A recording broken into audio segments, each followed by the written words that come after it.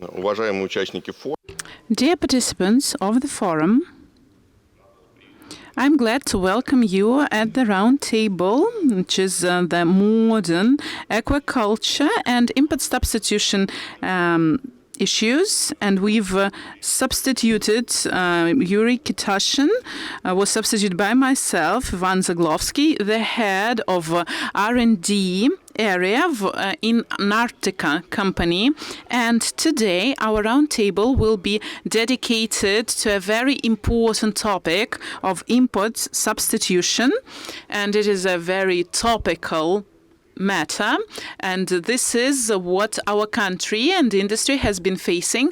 Last year changed a lot of things, and as an example of our company, I can say that before, Antarctica company was completely focused on rearing fish, salmon in marine pens, and we used to apply Norwegian rearing and business model, and we used only Norwegian technologies, and we had foreign feed delivered to us, and we didn't think actually how they manufactured this feed, because that was a good quality feed, and we received the seeding and the roe from Norway, and the smolt was brought from the Norwegian plants as well, because we were quite confident that they have been developing those technologies for decades, and you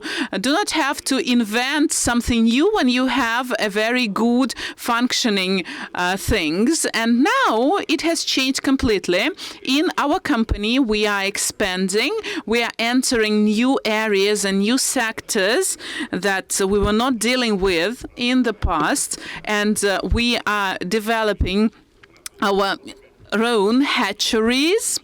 And now we are going deeper and deeper into the topic of the feed, and we all know that we still can get some foreign feed, but we don't understand for how long it will be possible. But it is evident that the feed production has to be developed in Russia as well, and we shouldn't forget that at the center of this matter we should be focused on ensuring a high quality, and quality control should be exercised, and we do face here some problems, and here business and science should interact and should be in partnership with one another in order to develop and to maintain the quality at the high level. The same applies to another important issue we have been facing, the lack of the necessary seeding materials.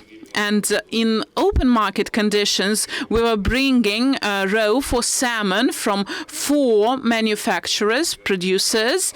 And as for the trout roe, we had about 10 of them. Now, under strict conditions, we are left only with 2 selection centers for trout, and we don't have any seeding center for salmon in our country.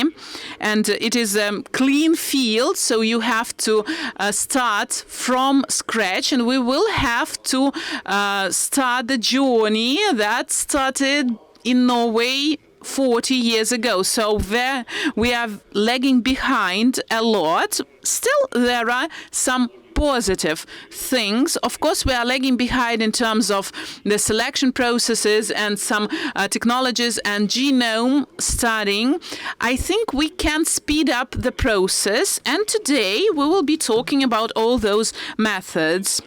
So let's turn to the genetics and selection, and I'd like to pass the floor to Mr. Nikolai Mugo, head of the Molecular Genetics Department of NERO. This is the leading institution for this purpose in the country. So can I have a clicker, please? Yes, just to switch to the next slide.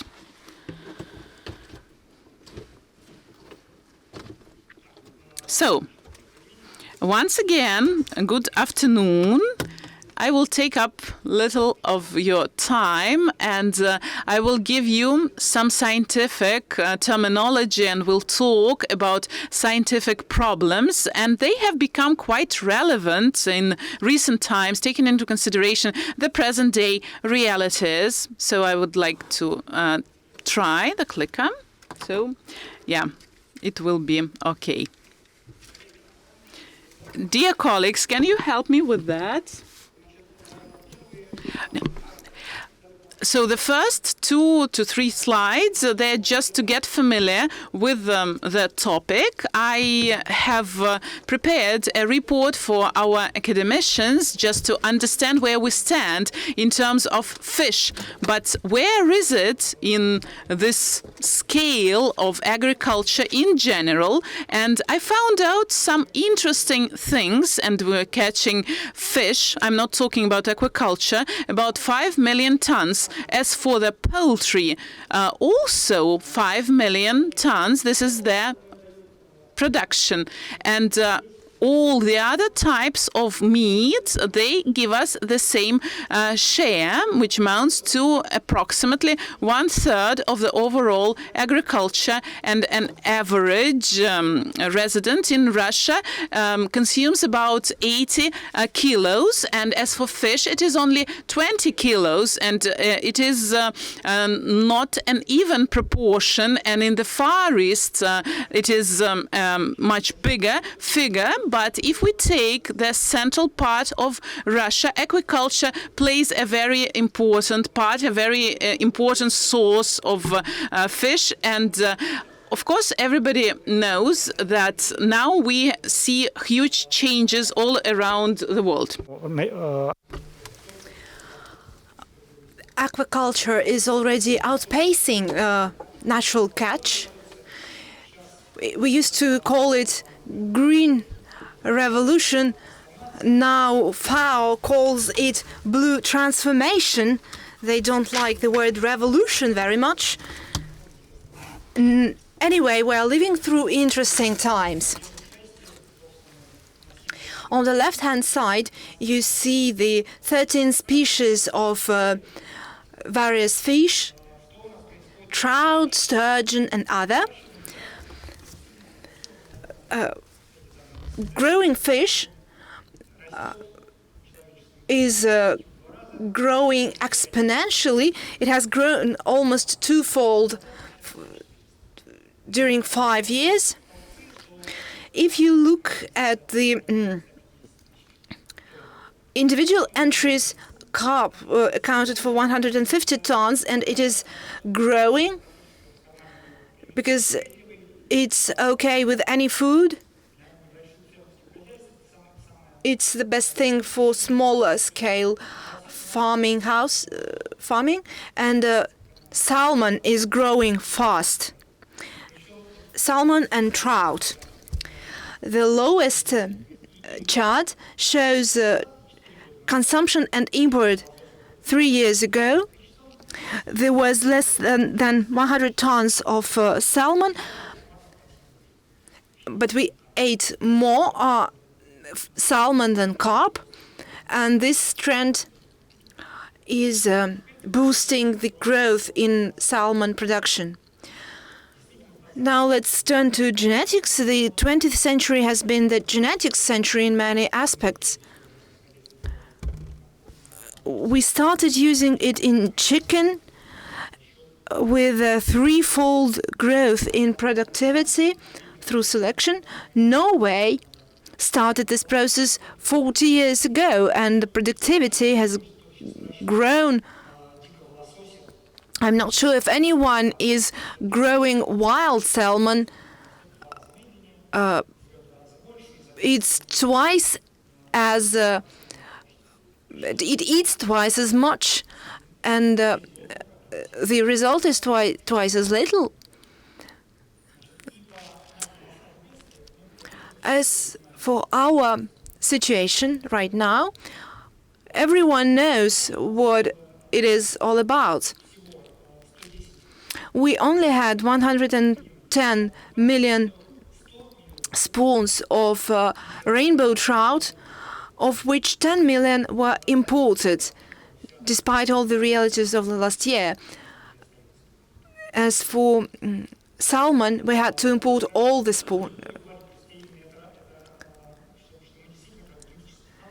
We are using genetic technologies, and we have been using them for a long time now. We have triploid form, and we can obtain them. But what is more important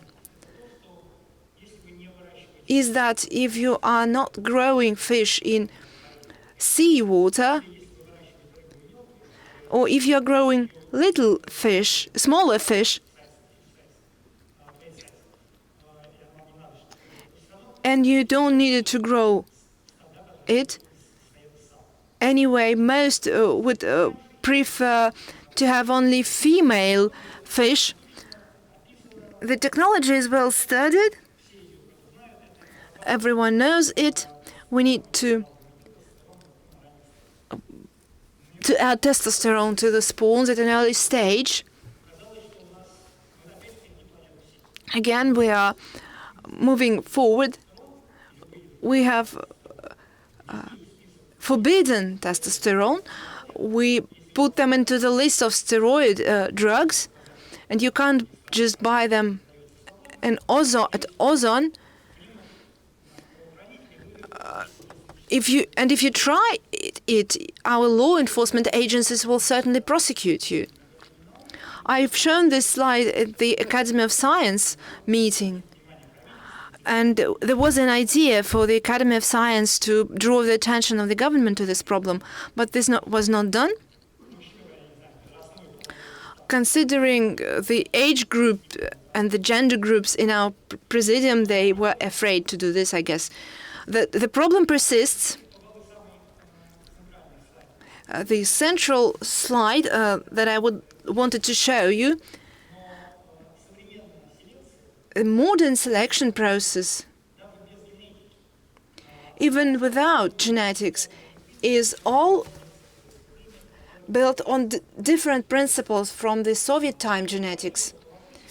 Both in terms of salmon and trout, you have got a nucleus, up to 80 fish within this nucleus,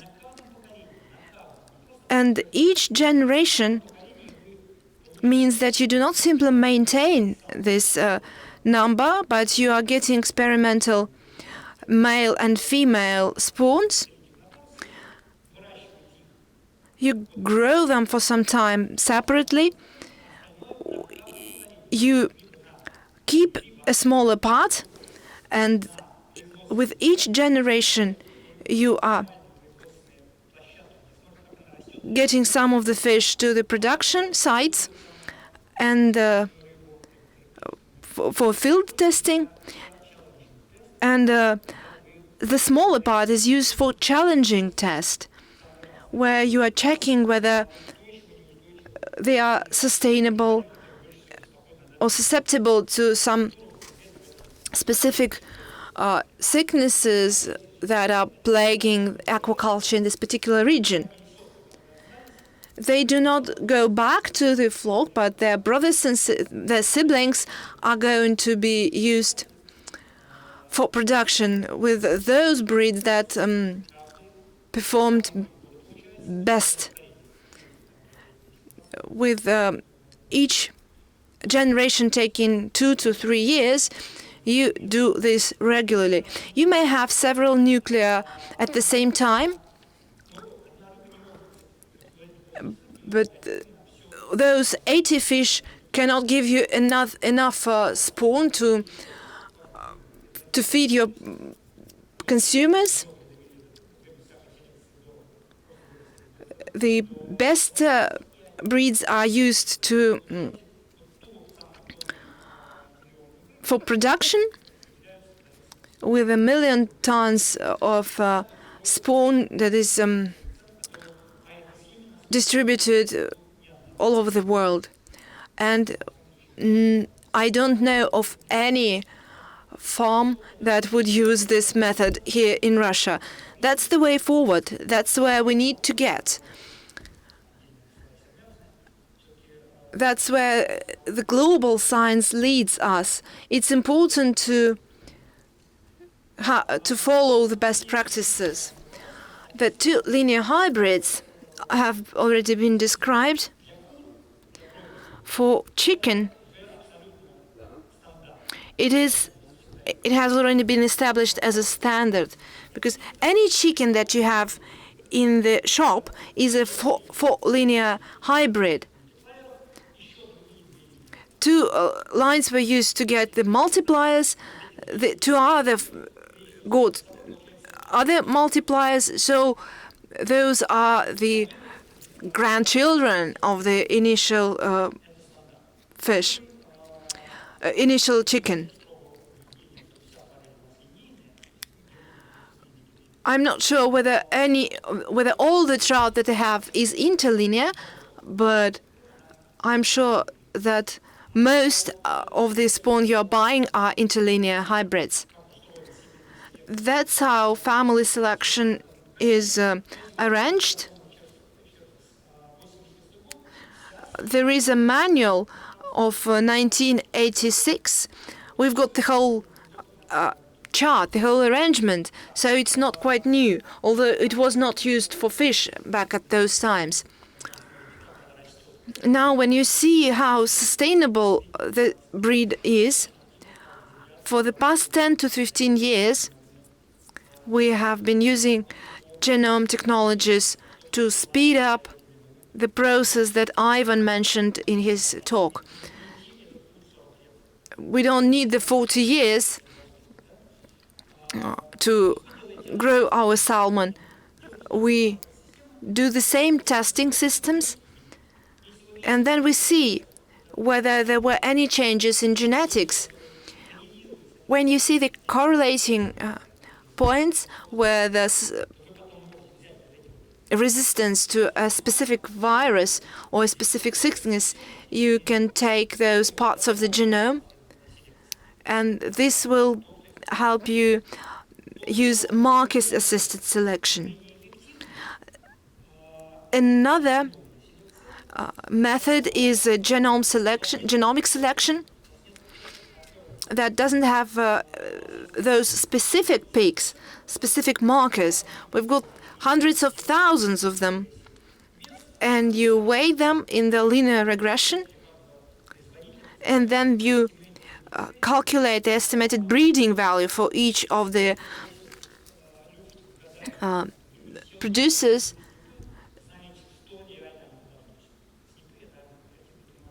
If you use this method, it's a bit more precise, but it takes longer.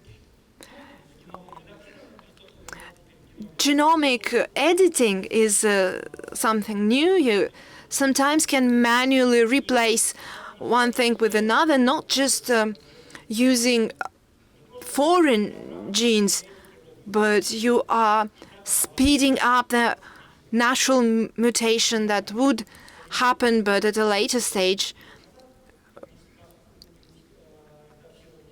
This genomic editing is now used to find out more about genes. If we replace just one gene, we can see whether the fish has started to perform better or worse, to grow faster or slower. There are dozens of breeds in the world that have been done through genetics. We have a legal dilemma here with genetically modified products that are forbidden to genetically edited, which I hope will be adopted by the end of the year with amendments describing what the genetically edited is and how it is permitted. Any selection requires preserving biological diversity, and that is why we are now working on a law on bioresource collection for all the living organisms, including plants and animals. Those collections will be supported by the government and preserving the genotype of the natural population. Of course, we need to do that. This type of collection has been included into the draft law. We have created a bioresource collection at Vniro with 16 breeds of carps and the whole diversity of sturgeons that we have in the Caspian Sea. We are now working to build a similar biological resource collection with other breeds that are used in aquaculture in our country. However, the genetic material that we work, we need to preserve it. I have already told you about the bioresource collection that is in the Institute of the sperm and the genetic material from fish. It's about 140,000 samples of various species of fish. This is kind of a library that would be possible to use later on. A couple of words about the Ministry of Education grant that we have obtained. And now we started to realize what the genetics of the species that we have, what is it there that helps it grow well. We are comparing the genomes of various types of trouts. We've still got 2 lines. I only know about the Scottish and the Norwegian one, although Ivan mentioned that there are 4 such sources. Again, we can't do anything about it. We have to buy it. Those 2 aquacultural lines give us a quite distinct profiles. They are very different from the Baltic population, from deadlocked populations of salmon. The same thing happens with trout, because there are many different producers, and genomically we may be different. There may be very different genomes. Some of them are mixed, but sometimes the selection has to go a long way to obtain a totally different species in a different country. You've got the changes that are being implemented. Fishery genomics is a project that was created within Vniro as part of the grant provided by the Ministry of Education, and we invite everyone who is interested, the professionals in genetics. And we have also created the Center of Genomic Editing, because there are no such centers in Russia working with fish. There are some centers that are working with plants, but it's a totally different thing. Here we need to get into the spawn, and that's much more difficult. This is the last slide, which concludes everything that I was trying to tell you. Businesses must be interested in science. We, on our end, are ready for that. We are waiting for a communication with businesses. Again, I'll steal another minute from you, and I will share my experience. Genetics has always been a thing unto itself, and it has not been communicated with business. However, last spring, I met all of our major producers. Just like in the times of Nikolai Vavilov, in the early Soviet times, suddenly everyone wanted the science, because we were isolated from other countries, and everyone was afraid that we would have no more fish. I did see this trend that suddenly science was the buzzword. It was in vogue. Later on, things went more stable, but the process is underway. This concludes my presentation. Thank you very much. I'm ready to take any questions if there are any. These are my contacts. You may know this picture. I don't know whether you know that. Thank you, Nikolai. The topic of genetics is very important and a very complex one. We have to keep under 7 minutes, but I was unable to interrupt you because I know that it would take more than an hour to do it. We as a business are very much interested in what's going on, and the modern selection work is impossible without testing, the field testing and the production testing of the lines that are being obtained through this work. So I can tell you that we are ready to prepare the ground and the platform to test all those achievements that you could offer us. Of course, we are calling for everyone to do the same. Let's move forward. And the production line, aquaculture, and let's talk about the seeding. And Anastasia Stepanova, the Deputy Director from Adler Hatchery. Good afternoon, dear participants of the forum. So I will correct my report, taking into consideration the previous presentation. In general, in Russia, by the end of May 2023, we have only 26 seeding hatcheries, and we have 13 reproduction facilities and 2 selection facilities. And we are trout hatchery, and only 7 out of 26 are dealing with trout. If we compare that with 2021, the number of those organizations has grown only by 1 organization, and that was the seeding reproductors that were established in Karacháyevo, Cherkessia.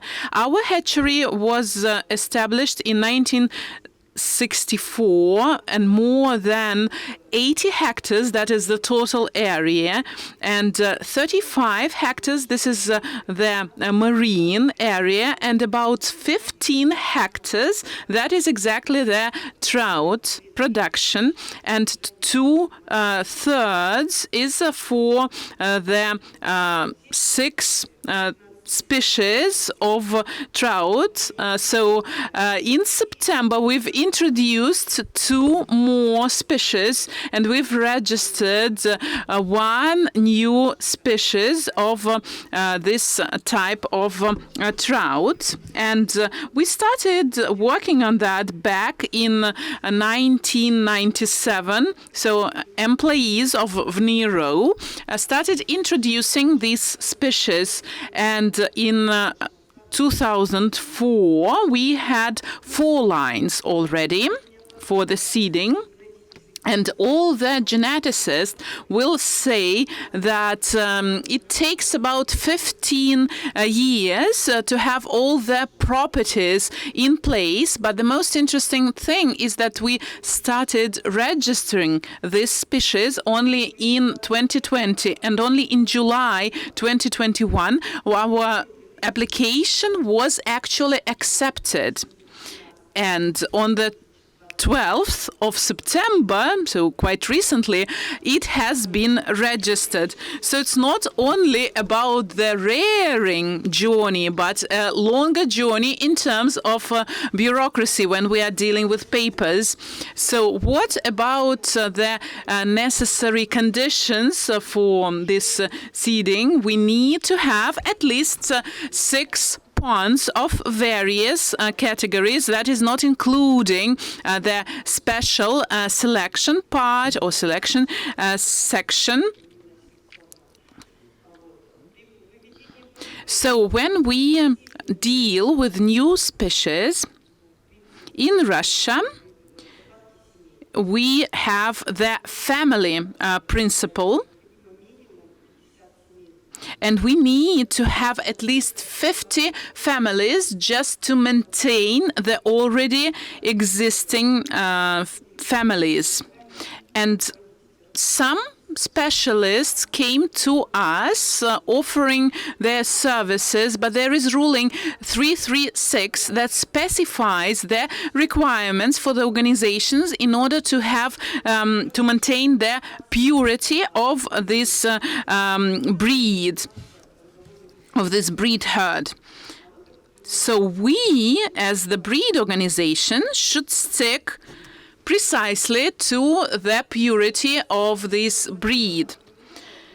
And besides that, we have our production indicators, and as the colleague has mentioned previously, we have the impregnated roe, and in 2022 we sold 22 million. Besides this, another 110.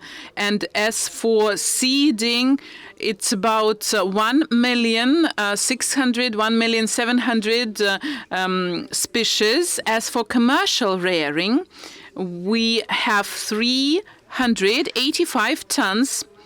And as for the breed herd, the indicator of the rearing is one figure, but the sales indicator is a different figure. And over the year, we see a number of fish species, and more than 1,600,000.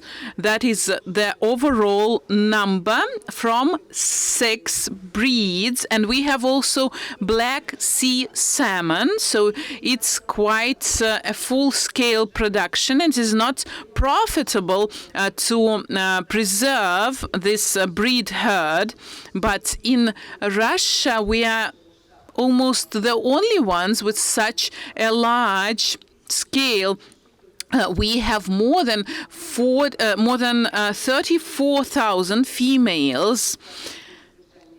We spend a lot of money on the repair works, on the preservation of the breed herd, and over the last 3 years we have improved our indicators, and we strive even to have more growth, and we have increased some indicators by 82%, and for the production of seedings we increased that by 73%, the volume. And as for the commercial production of fish, it has grown by 42%. As for impregnated roe, the volume grew by 168%. So on our side we are in the vanguard of the selection process, and we are trying to grow the high quality production.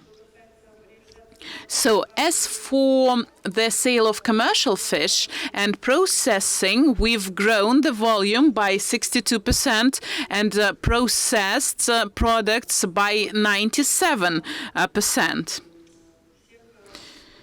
So in terms of all the indicators, under the conditions of 2022-2023 input substitution, here we deal with two main problems. Import of impregnated roe that has been imported with non-sufficient sanitary and veterinarian control of all the indicators. Speaking about our seeding, we have very strict sanitary control on a weekly, monthly, and annual basis. And we take analysis 2 times per year.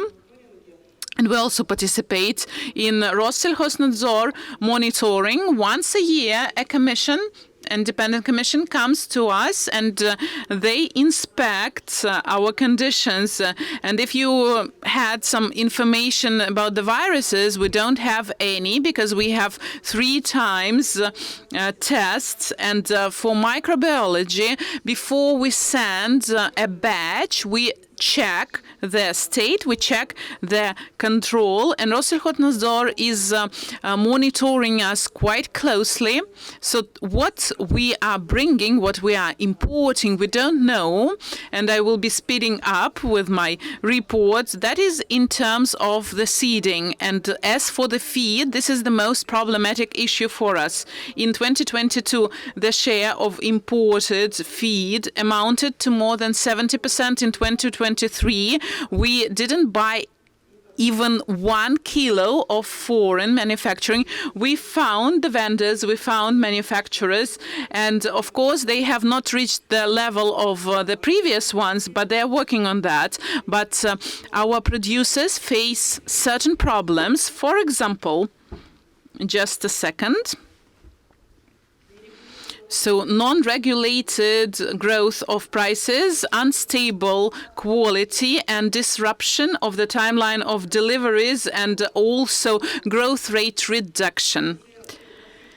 And if the last 3 indicators can be regulated and can be controlled, non-regulated growth of prices, it brings a lot of problems about. So what are we doing on our part in terms of satisfying the need for seeding? We started the renewal and the renovation process. It will help us to increase the capacity 2 times, and we have elaborated new methodologies for the rearing and one-gender trout in order to legally buy testosterone. So we almost reached this stage, and we interact with VNIRO and also with Yuan Tsaran from Russian Academy of Science, and with the Institute of Sidertsov, and on an annual basis, we have 20 students that undergo an internship. So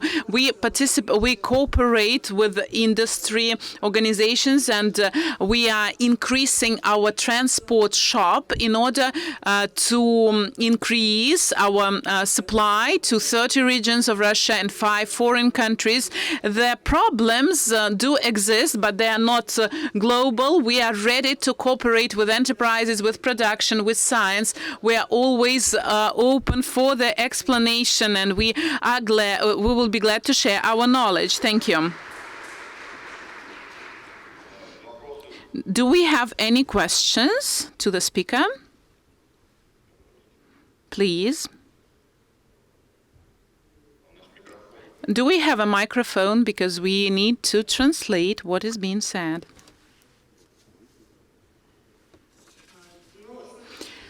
Well, taking into consideration the first stage of renovation, up to 60 million tons, it's about 4 million for the seeding. This is the first stage. Of course, the renovation is quite difficult, but we plan to satisfy the existing demand in future.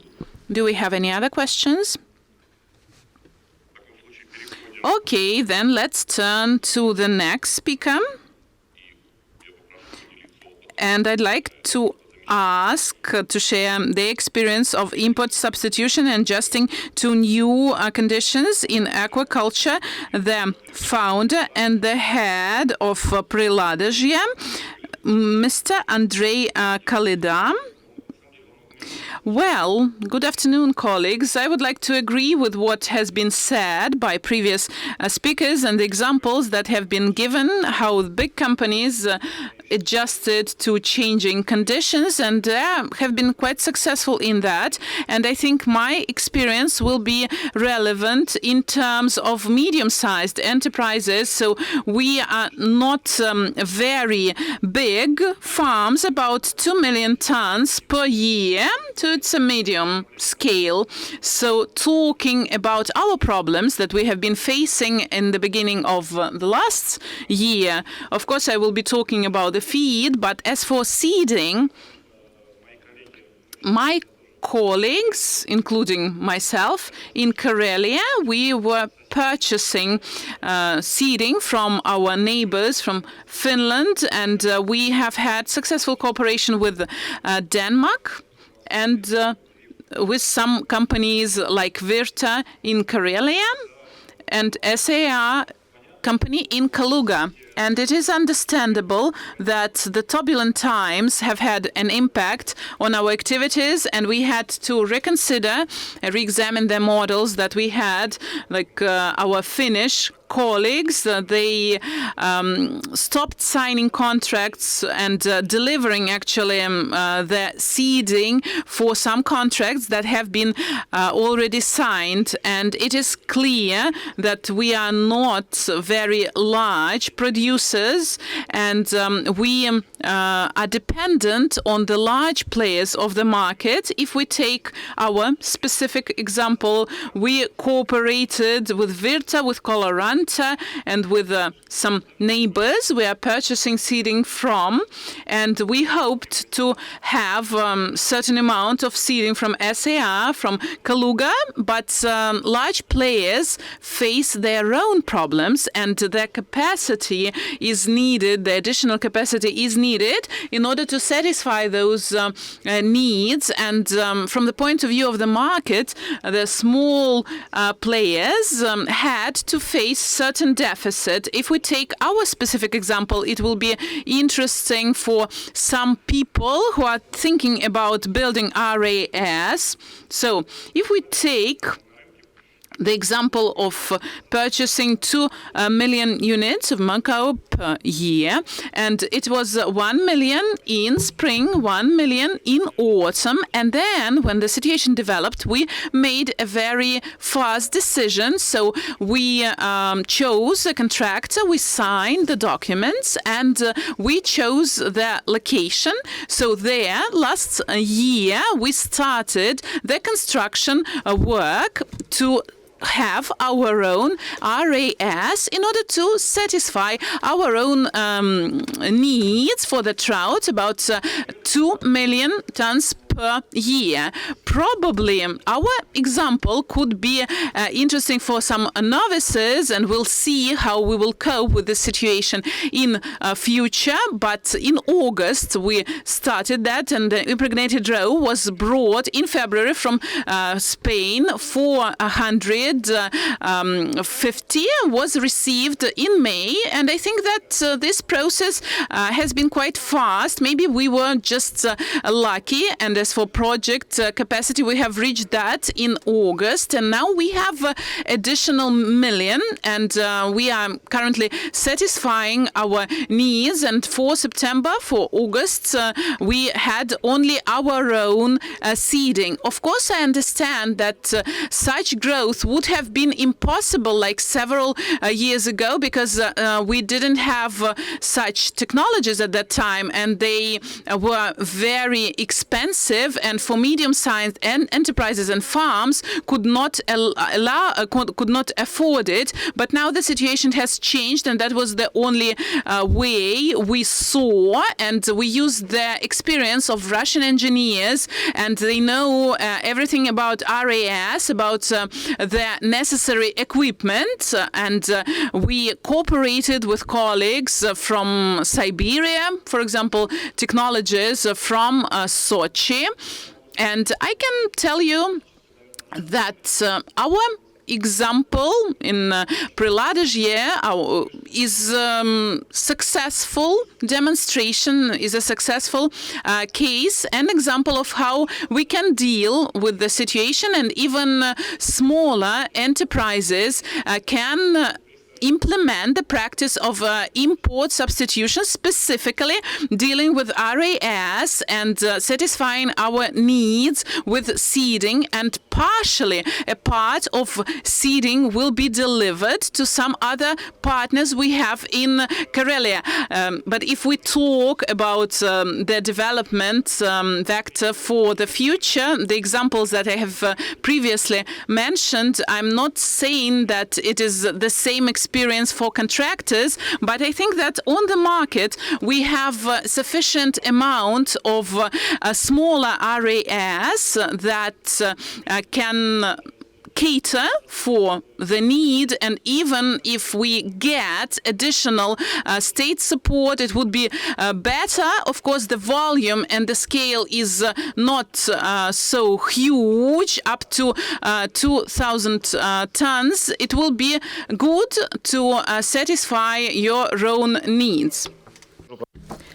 I will probably share my own example. We have been working with a Biomar company and several other Western producers. What Ivan has said earlier, it's now clear why we needed to look at some other examples. A couple of words about our colleagues from south and southeastern part. We are working with Karelia fish plants, and I probably could advertise my colleagues, my neighbors. But we are happy with the quality of food they provide. And they are happy to provide for our needs. If I say that we need smaller pieces, they are happy to accommodate that. With the Western producers, I know that the context we are living in has played a major part in the decisions of our colleagues, but there are several Scandinavian producers, Debug, for example. We have been working with them for a long time, and we are on friendly terms. When all this happened,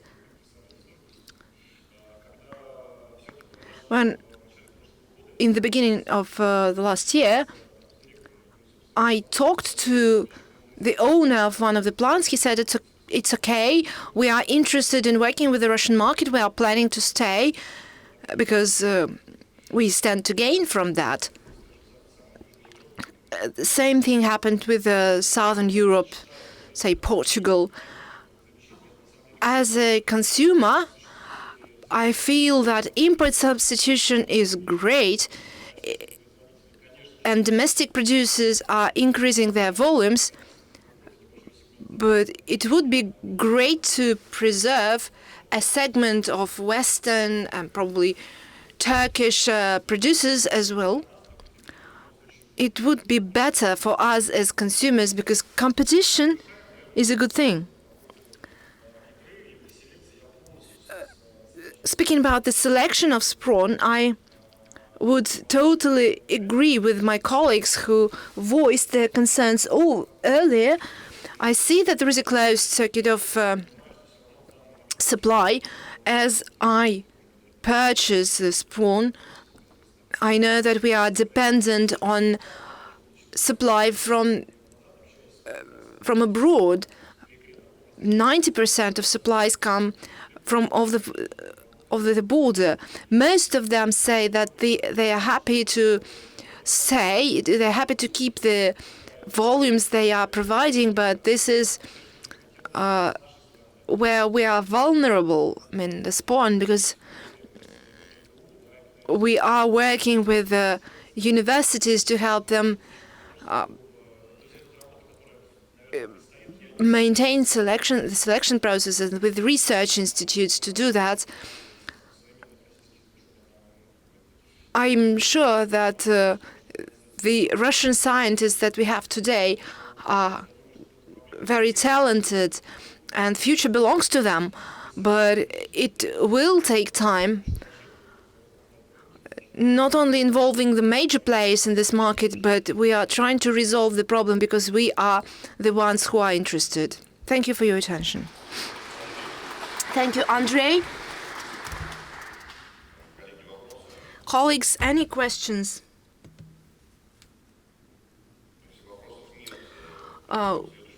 Since we don't have any questions, let's continue. I give the floor to Maxim Bykov, the head of Organic Growth Company. Good afternoon, everyone. I represent the Organic Growth Company. We are talking about import substitution, about being in a situation when last year many things closed, we weren't able to obtain any more imported equipment or goods. All this affected our development process. We are now implementing a huge program for growing trout in the Leningrad region, the Onega Lake. We have also built a facility for seeding, and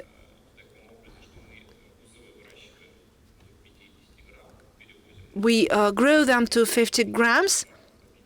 Then we transfer them to another facility where we grow them to 150 or 200 grams. And later on, we put them into the Ladoga Lake to grow into full-scale fish.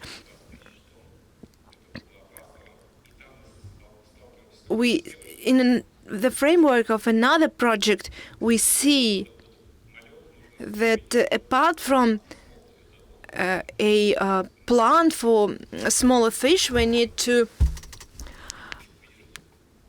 put another facility there, because if they are too small, they are more vulnerable.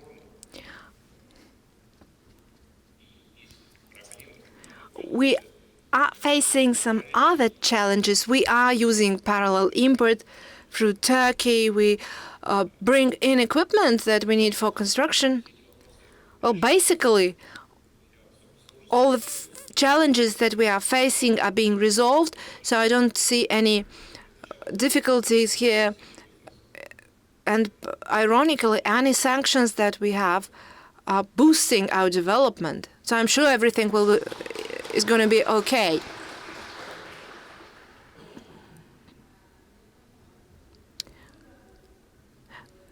She's not speaking into the microphone, so the question cannot be translated.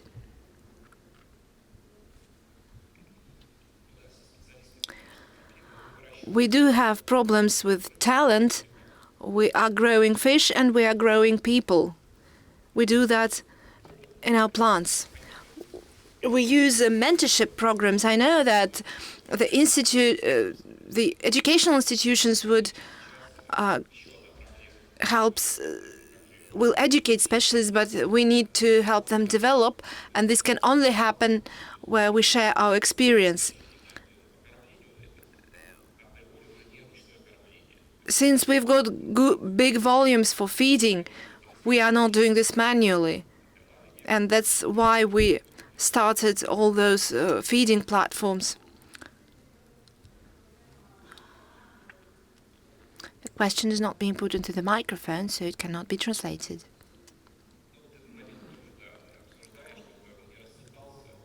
We are trying to keep it together using hydro feeding instead of pneumo feeding. Hydro, it means we're using a water flow instead of an air flow in order to deliver the food. The usual feeding platform or pneumo feeder uses air flow, but there is another technology which is called hydro feeding. We are replacing air with water. Again, if it means that it has to be cooked by the fish before it goes to the bottom of the lake. I have a question. I saw your booth, and you have some sites in the Black Sea. Could you please elaborate on that? We are waiting for better times, and we are planning to grow oysters there and mussels. Thank you. Now, the next speaker is Viktor Khmelnytsky, director of Aquafeed company from Kaliningrad. Good afternoon. I'm head of Aquafeed company. We used to use Aliraqua fish food, and we were constructing the facilities for feeding since back in the Soviet times.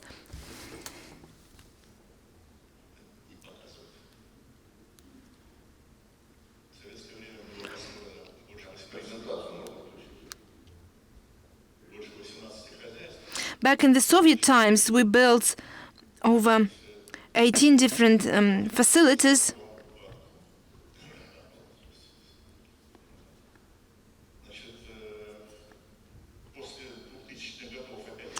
In the years 2000, interest to RAS has grown, and people started coming back. We started building more such platforms, but again, they were closed, such as just as fast.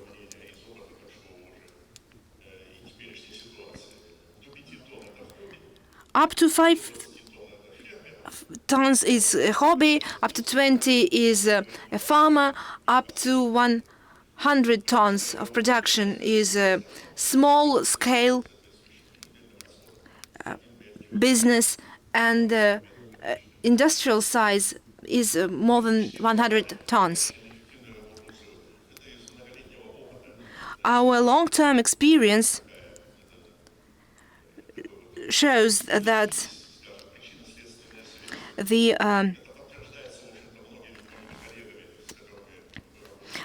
my colleagues from abroad and large companies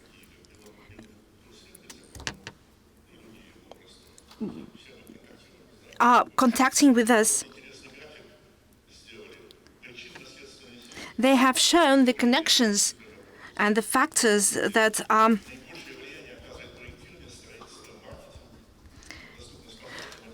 the availability of seeding, marketing, and other factors are influencing that. This is a small print, but this is a list of American farming houses that have been closed. The other red ones. This is within the 10 years. You see that out of 61 RAS, we have 77% that were closed. The main reasons for closing the plant is the deficit of clean water, errors in construction. Sometimes the management and the personnel are not qualified enough and are unable to work with this RAS. In Norway, RAS employs no fishing personnel. They have only technical personnel. The quality of the products may be low and the margins may be low. These are the main reasons for closing a farm. If you are planning to grow fish, you need to take into account the capital costs, design of all the buildings, etc. This is the structure of costs that we calculated back in 2017, 2016, and I have adjusted it for current price level. This is the distribution of costs for constructing a farm for 240 tons. It's about 900 rubles per kilo of product. The costs are quite clear: seeding, food, etc., energy, wages. As you calculate the economics of RAS, some people forget about DDA, and this is important to take into account this depreciation of assets. An example of a trout farm, and this is how the costs are distributed to produce one package of trout. Almost 60% is made up by food, 18% goes to depreciation. In current prices, 836 rubles per kilo of product. That's the cost base. Minimizing capital costs is all about not saving too much money on your equipment. Choose better quality equipment, because otherwise your fish may die and you will go bust. Minimizing costs is based on monocycle technology. Back in 1982, we built a RAS for 150 tons. We were able to adjust for multi-cycle production. We were able to boost the output, exceeding the designed capacity of the plant. This chart is from my publication in 1986. It's quite informative. If we use 4 cycles, 6, 12, or 24 cycles per year, and it shows the maximum amount of fish that must be introduced into the system. This chart was made as we calculated a multi-cycle facility for 500 tons of rainbow trout. The maximum capacity is 150 kilos. For 6 cycles, it was 125 tons, etc. It shows the amount of food and amount of output with for various number of cycles. This chart shows that multi-cycle production helps save on capital costs that go into the construction of small cycle facilities. This is where we calculated capital cost per kilo of product, of the end product. You may see the range of costs that was maintained up to today. For a 6,000-ton facility that was built in Norway,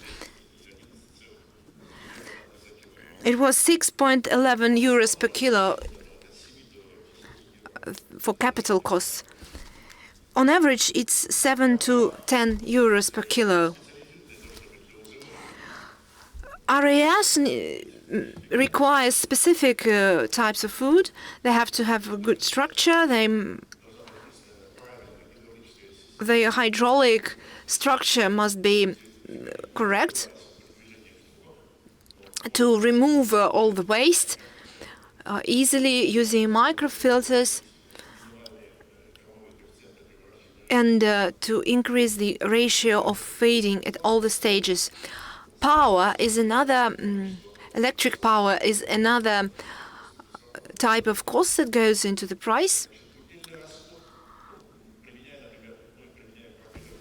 We are using propeller pumps, and it has. We have lots of them in the country, and the spending is around 0.637 kilowatts per kilo of a product. Specific attention should be paid to ventilation, especially for cleaning facilities, because we are pumping out carbon dioxide from the water. And I haven't heard about the cases of poisoning, but I know some cases in Denmark. They faced some problems with people fainting. So it is important to ventilate those facilities, especially at large farms, and also for the energy consumption.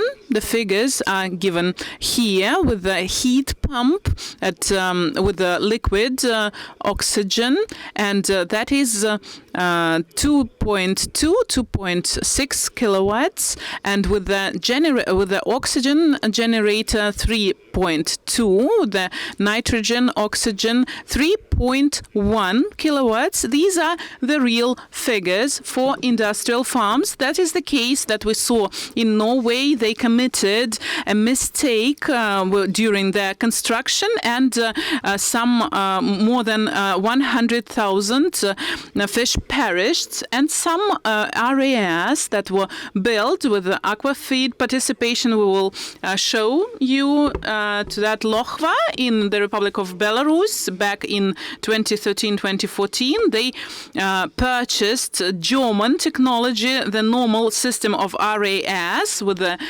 tubes and canals, and the capacity is about 300 tons commercial trout. And we constructed the main part of it. Another similar farm for 75 tons of commercial trout with the automated feeding system, very easily operated, and 2 people can operate it, so 2 persons per shift. They come from the region of Mogilov, and they were easily trained, and then, if there was a need for technical maintenance, some employees came as well. And also for sturgeon, RAS, for Volогодskaya Sturgeon Company, and overall capacity is 75 tons with foreign equipment, the propeller, pumps, microfilters, ultraviolet sound, and about 25 tons of the sturgeon roe. And this is the RAS that has been recently built quite close to Kaliningrad, and Lukoil was buying that for the sake of this RAS, so they invested in the project. And this is what university has requested from Kaliningrad, has requested us to do. They need to train specialists, so we built it quite fast, almost in the residential building. It used to be a shop, an electronic shop, and this building belonged to the university, and that is the system that they have built to train young specialists. And this is the farm, the RAS, that has been commissioned, and this is the Yaroslavsky farm for the catfish, and we did all the work for startup and commissioning. It is already functioning. Please speed up because, well, this is the last slide. And here we see the floating industrial areas to rare blue tuna and Atlantic salmon, and this is about 7,000 cubic meters. This is the basin that you bring to the sea, and there we rear the salmon. So it's interesting that the price of the cubic meter of the total volume of basin is about 1,000 euros. If we take the coastal RAS in Norway, it's about 3,500 euros per square meters. So we work in all of these areas, and thank you very much for your attention. Thank you. But please, briefly, something is being said without a microphone. Unfortunately, cannot be interpreted.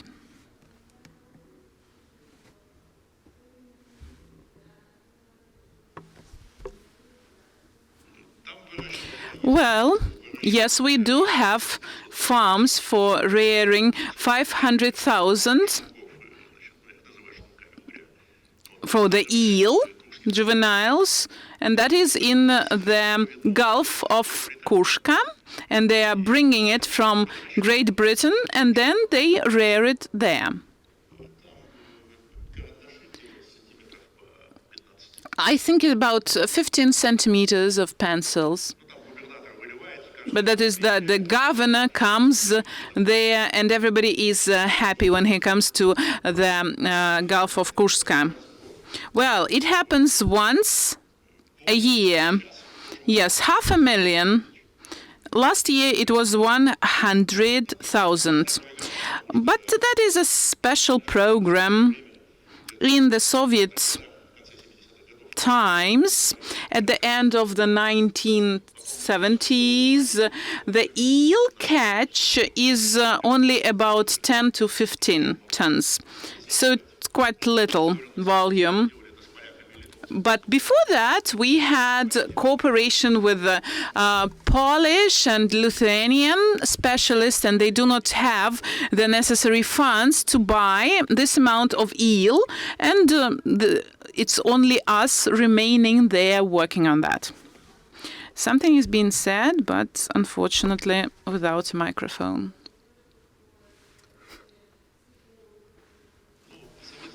Well, in the times of Soviet Union, in Kaliningrad, we had the experimental bases in the fleet,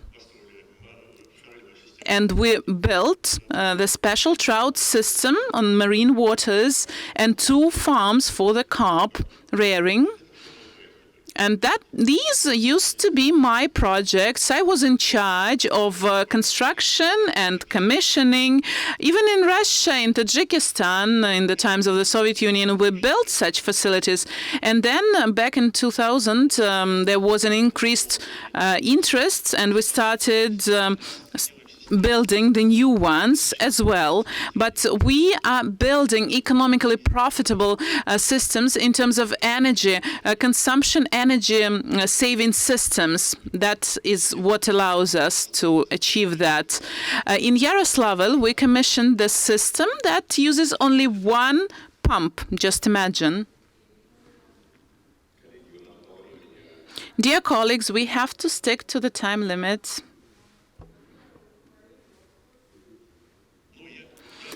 Well, I will not be talking about the future projects that are planned for Kaliningrad region. We have a Norwegian specialist here at the forum. We are working with him. Okay, thank you. And we started with the science, and we will finish the first part with science as well. And after that, we will have the so-called pitch session, but I will give you details later. Mr. Mishkin, Director for Freshwater Fisheries Branch from VNIRO. Thank you very much for remembering about science. Every year I'm invited to come here, and I can recall 2021.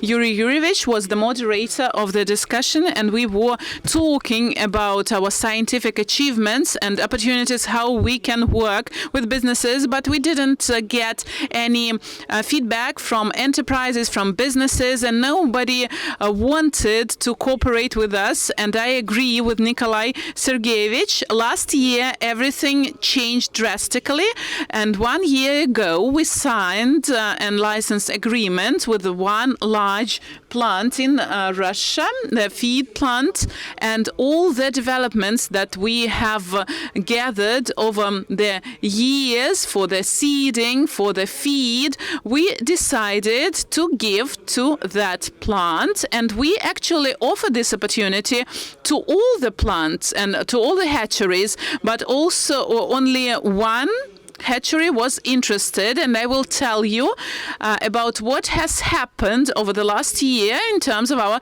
cooperation. And what are the scientific advantages that we were proposing and still continue to propose? So what a compound feed plant gets if they cooperate with us?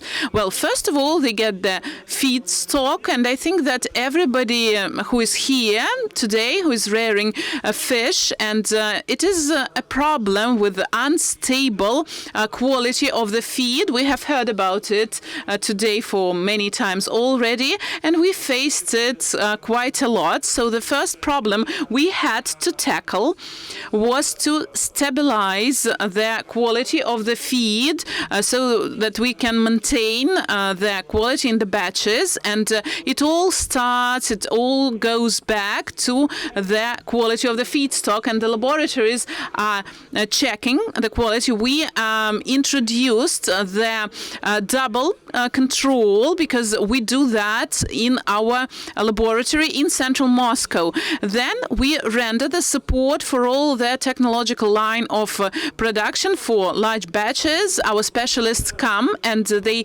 check the quality. So this is a two-stage quality control when we are tracking the quality and the specific features. And then at the end of this stage, we control the end quality at the plant, and then the same thing is being done at the laboratory. It is not only about the technological support. When we give our recipes, we are adjusting the amino acid content. It's not only about giving recipes. We provide them with the metrics, because the recipe is not a stable thing.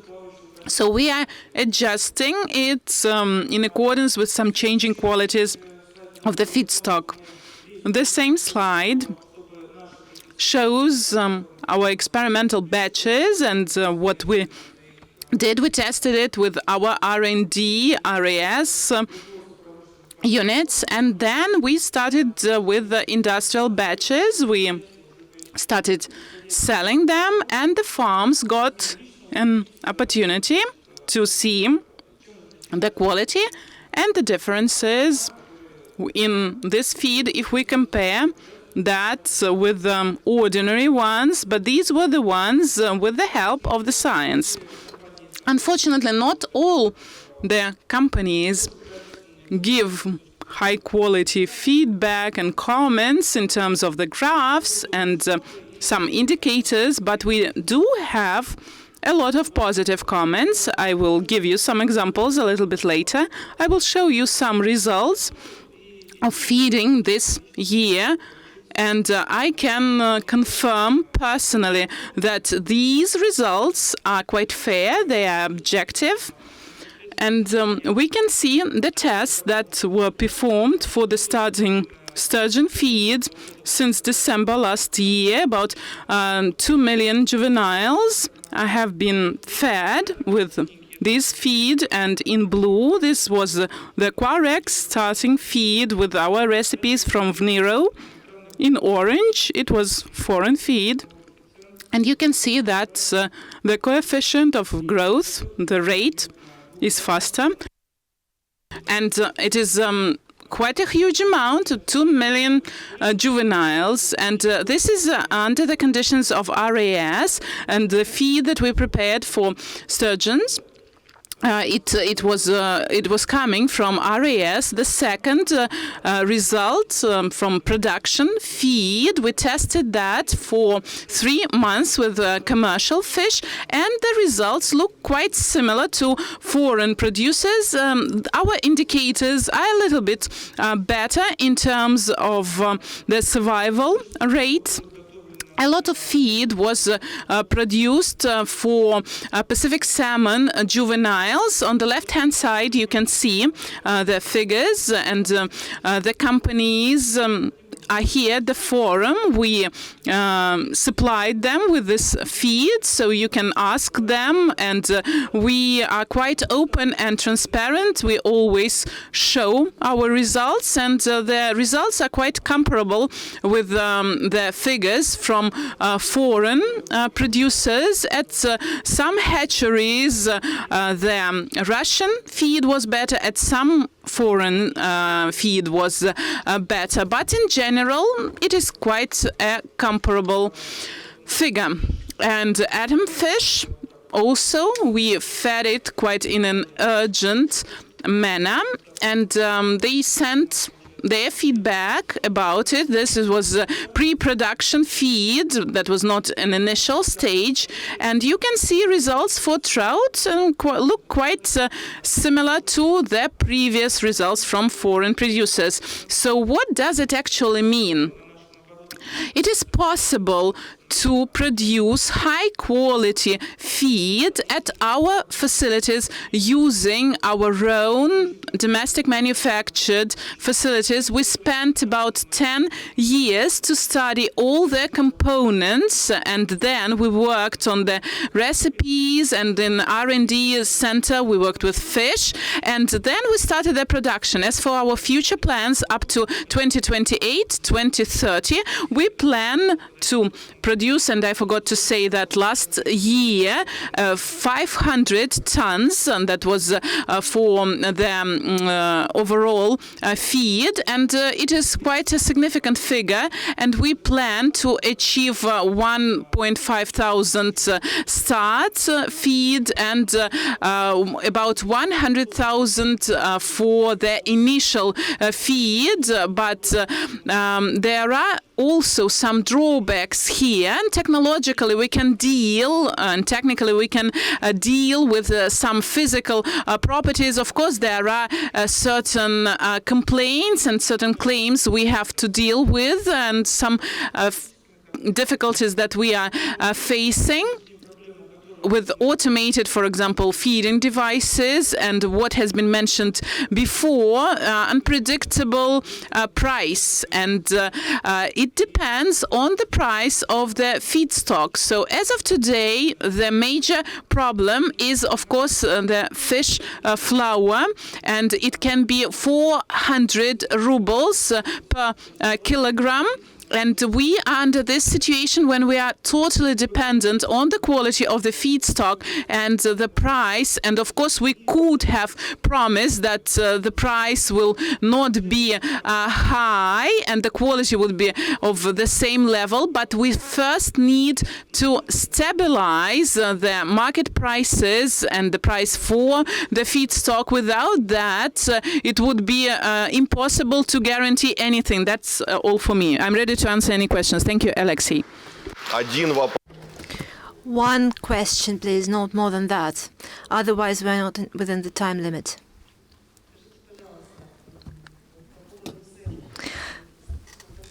Prices are a huge pain for us. For example, we have a contract for 197 rubles in a month. It's 2,000, over 2,000, and it grows even more in 3 months. Do you think that we would be able to increase the price by 30% per month? In our case, raising the price for 10%, by 10%, we need half a year. So when feedstock is getting more expensive, it's a huge problem for us. And if we have a domestically produced flour, why do we make it dependent on the exchange rates? Why don't you buy wholesale stocks? Why are you raising prices? Aren't you raising prices gradually over some period? It gets 30%. You say you will be producing feedstock. That's my question. What do we do about this? We are not manufacturers. We do not give you prices. But the trend that I've been monitoring shows that there is a problem. I told everyone about this problem of fish flour prices. It doubled in a month at some point. As far as feedstock is concerned and additional contracts, the problem is not just about the price. It's the problem of the deficit. We would be happy to buy good quality fish flour, but they do not sell it. Everything goes for export. It's not just about the price, but also about the availability. We are selling this abroad, and this is a problem for us.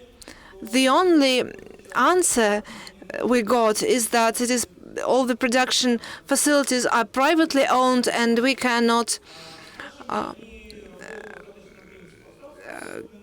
influence that. They only give us the flour that they have not sold abroad. It's easy to get some duties or forbid things, but another option would be to sit together and agree upon some volume of fish flour that would be sold to the domestic market a year ahead. In China, they take everything regardless of the quality. They take everything. Whilst in our case, the bigger plants are not happy. When bigger plants are not happy with the feed, they would not take it. And that's why the quality is not stable. That's true that the manufacturers do not want to work with the small farms because they are working wholesale. They do not want to sell small volumes, and this is a vicious circle that cannot be resolved by a single person or a single plant. This is our joint common problem. We need to get together and resolve this problem together. Thank you, Alexei. The topic of feed is very important because they account for over half of all costs in the cost base. So let's continue about talking about feed. We've got a pitch session now. I only found out about this word a few days ago. It means that we have to speak to be brief and concise and informative at the same time. We've got 5 representatives from the feeding industry. Each of them will have a maximum of 5 minutes, and I will be moderating this. They will present their products, and then the experts will give their feedback, ask any questions, and comment on this. I would ask for a microphone to be given to our speakers. They can use the lectern.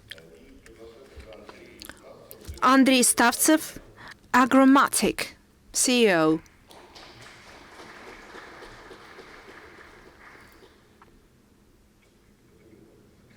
That's not him.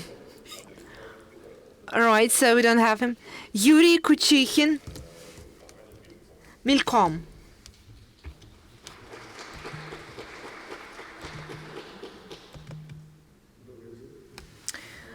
Good afternoon.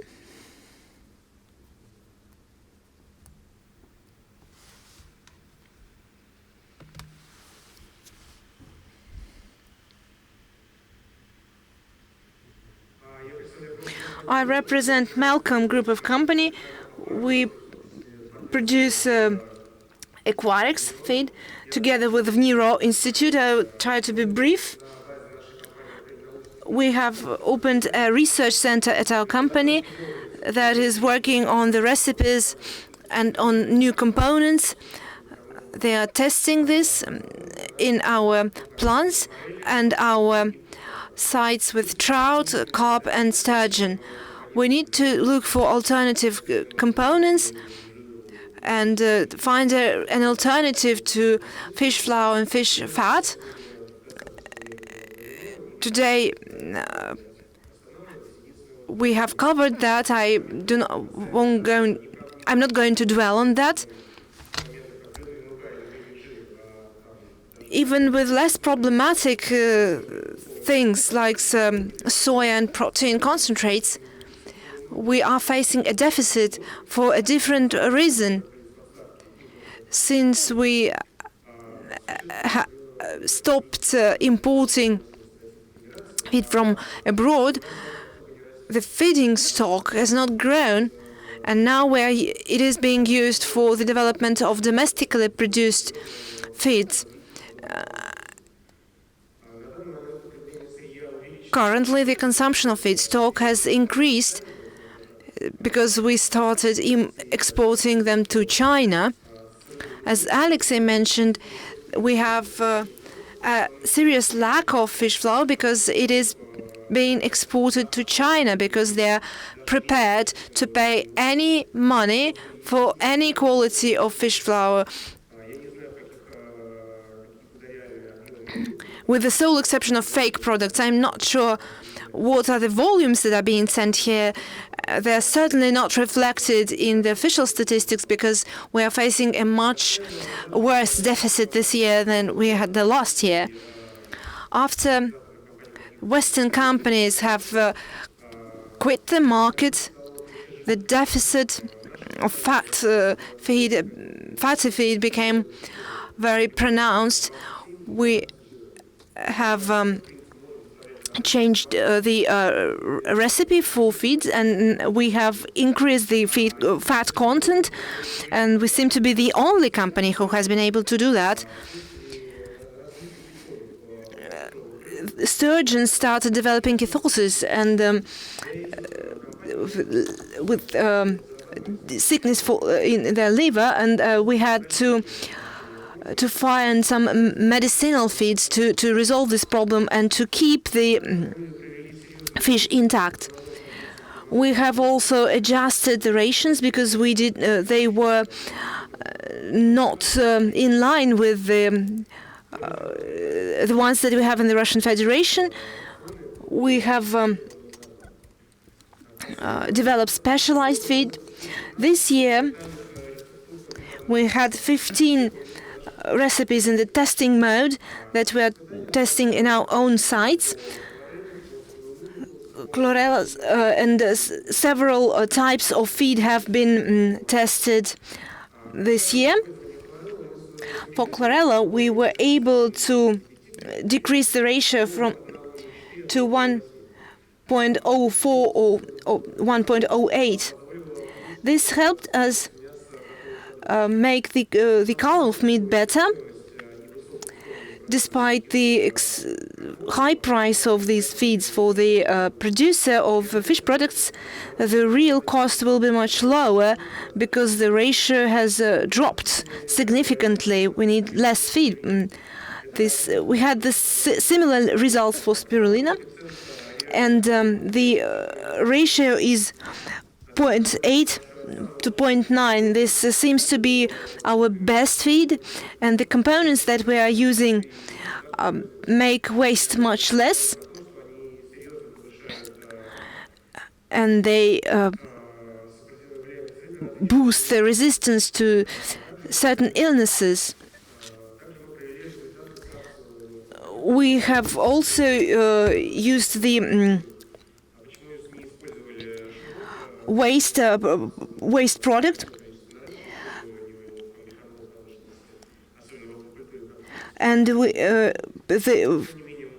waste of rape plants, and anyway we had very good results despite the presence of fibers that are not easily processed. We were able to put a cheaper feed into the market with better parameters. That concludes my presentation. Thank you. So let's first hear from all the presenters, and then we'll have a Q&A session. Artyom Tomilov, he's Deputy CEO for Quality at Karelia Fish Plants. Good afternoon. Today a lot was said about the quality of feed, the quality of juvenile fish, and if you don't know that, currently we're a group of companies that has developed incubation, growing, spawn production and producing feeds. Currently, trout growing is an intensive industry, and feed account for about 50% of the cost base. It was made possible by extruding, and our company pays great attention to producing quality feeds with good nutrition values, which is called conversion or feeding ratio. Currently, we are prepared to give traditional feed for trout and other fish. First of all, we are in line with all the state standards. We have got this presentation about our company, and I will be showing it to you. This year, we started applying fish to our feeds, and this is an oil and fat mixture that we are now able to offer. And the components that may be destroyed while extruding. These are vitamins and some medicines.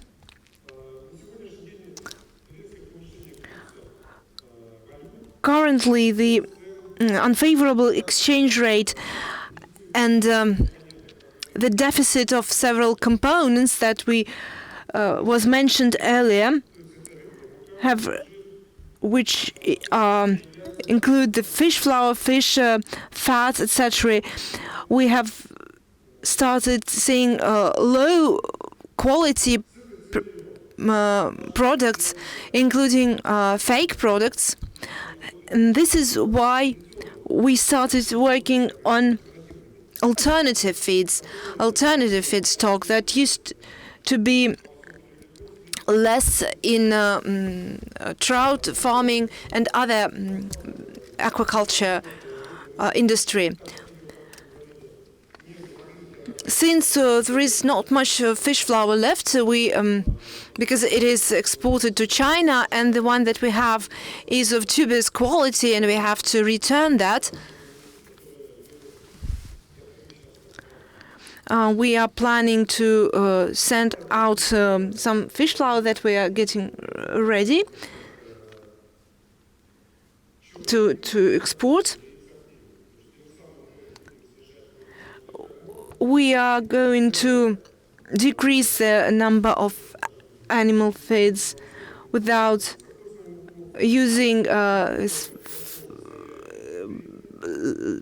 worse quality products, using only vegetable proteins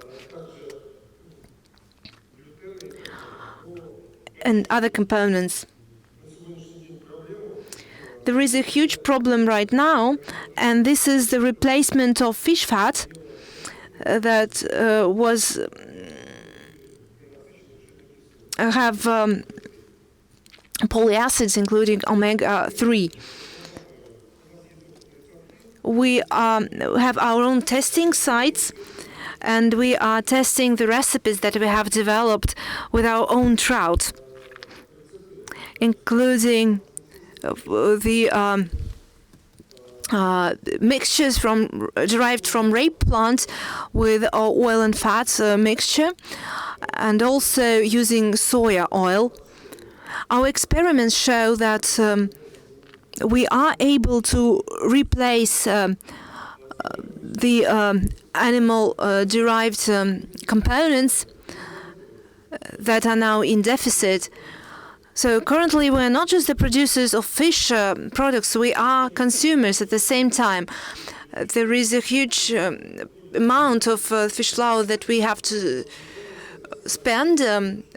We have no foreign producers here, and what is left is not in line with our requirements. We cannot work with this feedstock, and we are able to decrease the conversion, this feeding ratio. We are planning to get better results this year. We are prepared. We are open to cooperation, including to supply quality fish flour. Thank you. The next speaker, Igor Rybakov, the representative from Partner M.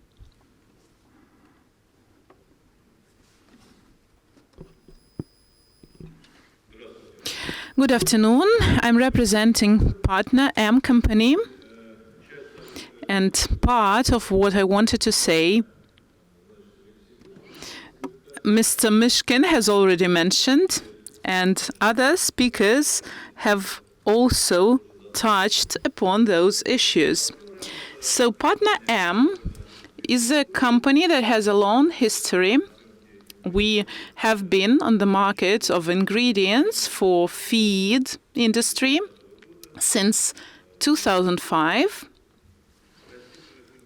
And as for vegetarian ingredients, we produce about 100,000 tons, and we are located in Mali Yaroslavets, and we process about 150 tons of production. It is high-tech production and extrusion technology, which is quite a well-known one. And about 6 months ago, we decided to start producing fish feed. And the lack of fish flour amounts to 40%. As for fish fat, the lack is about 35%, according to the data that we have. I don't know all their plans for the construction of new hatcheries, but what we do know, 3 hatcheries will be commissioned with a capacity of 260 tons in Vyazma, Aquarex, in Karelia, Nikolai Fedorenko's plant hatchery, and in Astrakhan there will be another facility. Of course, we all need fish flour. We need to cover this deficit, and I doubt that large companies will be able to purchase that for 1 year ahead. And there is also a trend when we speak about fish flour. It cannot be stored for a long period of time. So as I see it, we have to strictly ban this type, like export of petrol was prohibited to do that abroad, and this is a much more significant element of our export. Why can't we do that with these important elements of the feed? Some price examples have been already given. I will give you some other ones as well.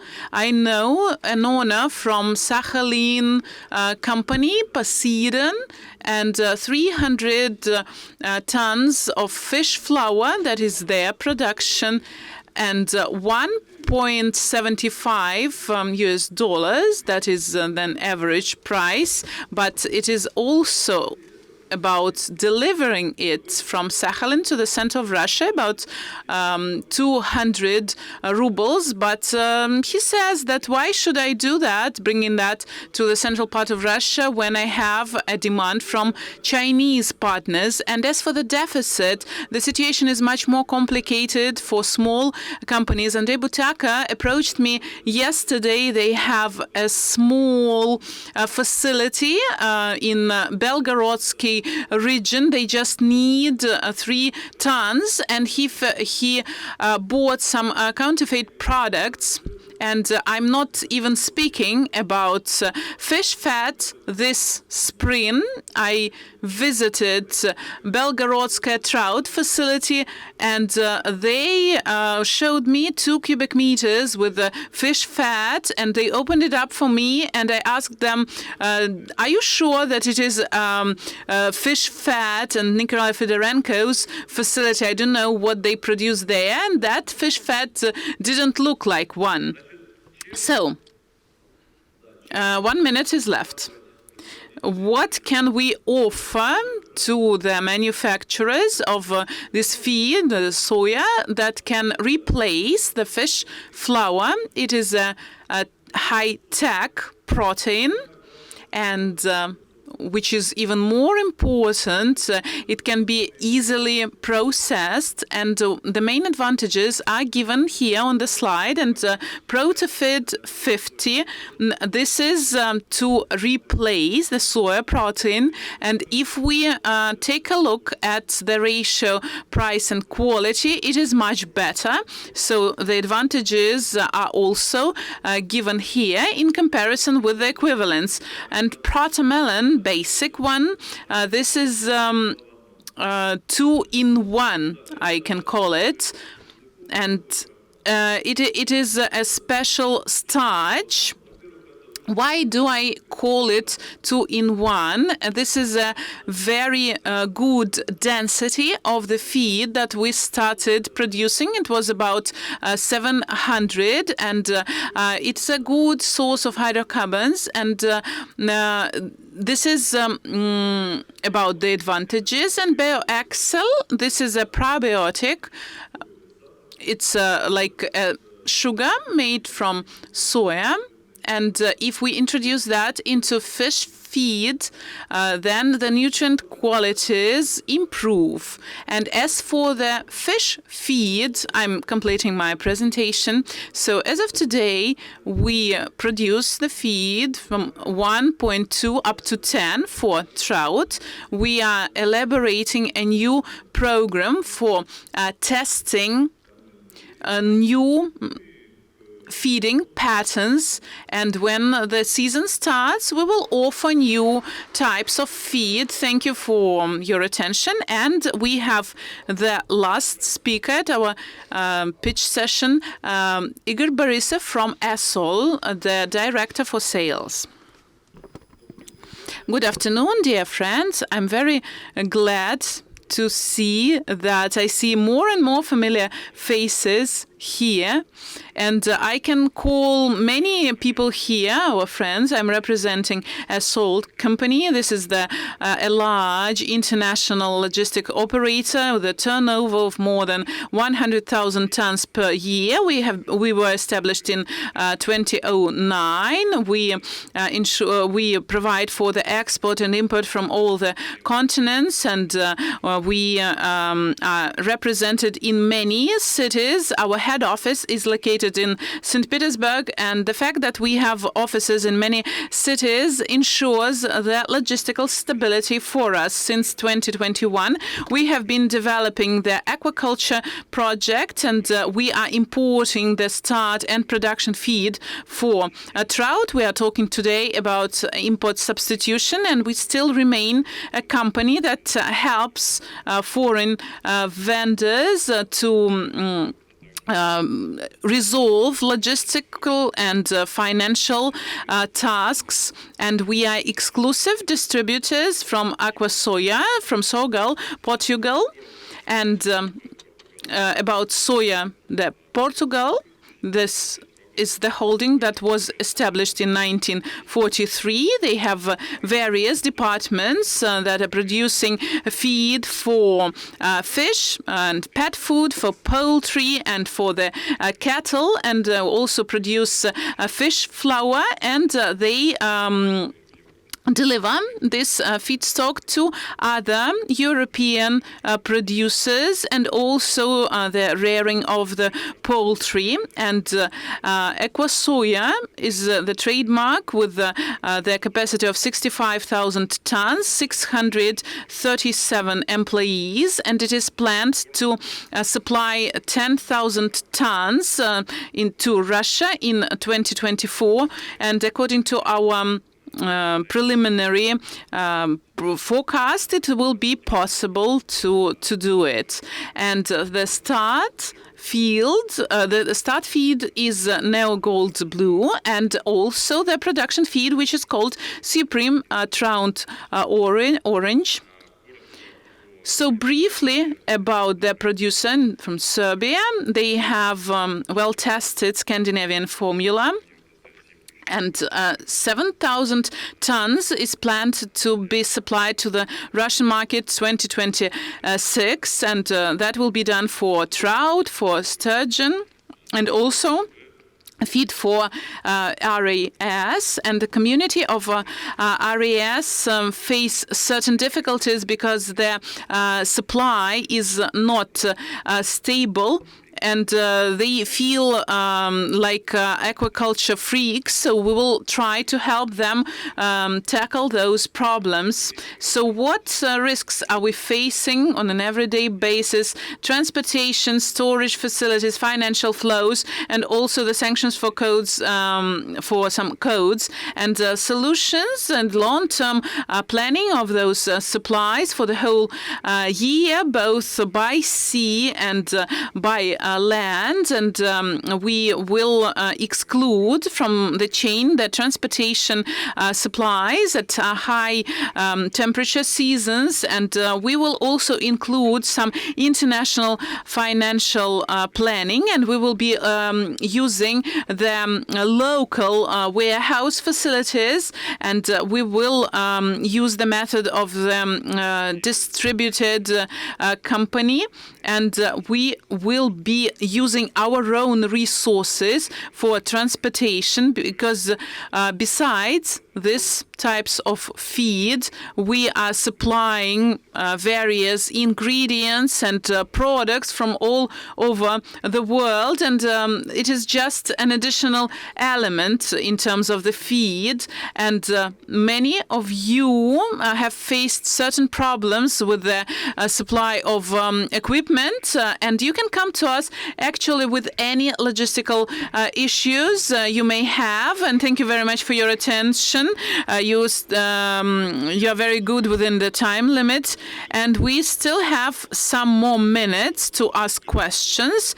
And I'd like to ask our experts, the producers of fish, the direct consumers of those products. Can you comment on what you liked? Maybe you were interested in something.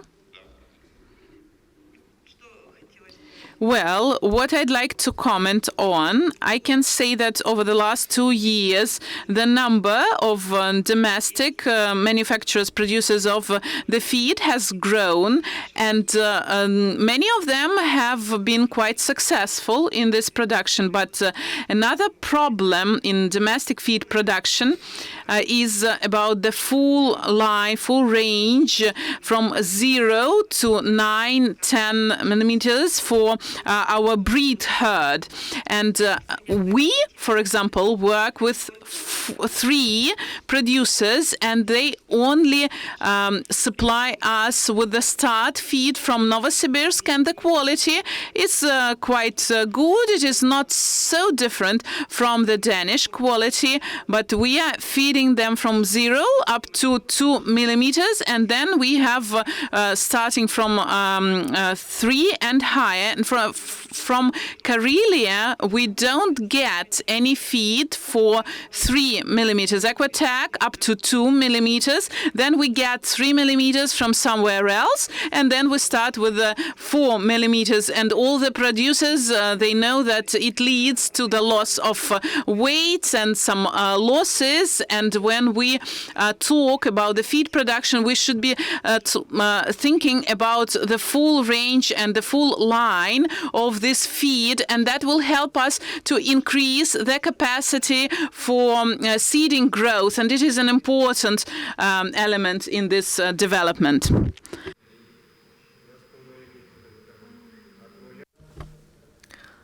The question is being asked without the microphone, so it can be translated. Problem is that you won't be enough to cover all the to cater to the needs of all the consumers. It's great that you have it, but I know that some colleagues are using your feeds, but you don't have, and we don't have enough start feed in RAS, and my colleagues and I were using those feeds. He's not speaking to the microphone, so There will be no translation.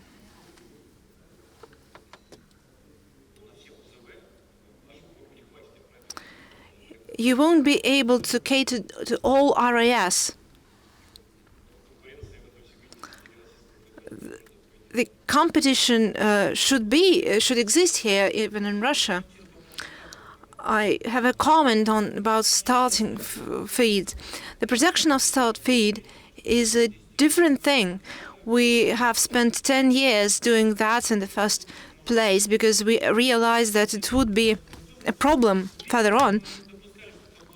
We predicted this. We knew it would be a problem, so we spent a lot of time on this. And the equipment that is needed to be produced is quite different, and the cost of this production line is just a little bit is rather expensive, considering the risks. And if you make a mistake, people won't buy it from you at all. And smaller plants are unable to make a specific production line for starting feeds. So it can only be done at very large plants. Credit Biomar, such companies that were able to produce starting feeds. The ones that are being produced right now are being produced in the same equipment as the one for later stages, which is not correct. All the big producers have to set up a specific line by the new year, and the ones that are going to produce it, it would be great to have all the types of feed one and the same plant, and they are ready to design and build a separate line for starting feeds. But again, this is not profitable for the manufacturer. As of 2019, we worked a lot with starting feeds, and the estimated volume of starting feeds was about 8.5 thousand tons in Russia. I'm not sure whether it is attainable here in Russia, but this is an important aspect. It is challenge number one, and the question of life and death for Russian hatching, because the imported feeds were in line with all the requirements that we had, and here we need to have quality feeds that comply with our requirements. Thank you, colleagues. We are on time, 2 hours. Thank you to all the speakers. I hope we meet here again in a year, and we will find out more about new projects integrating science and businesses.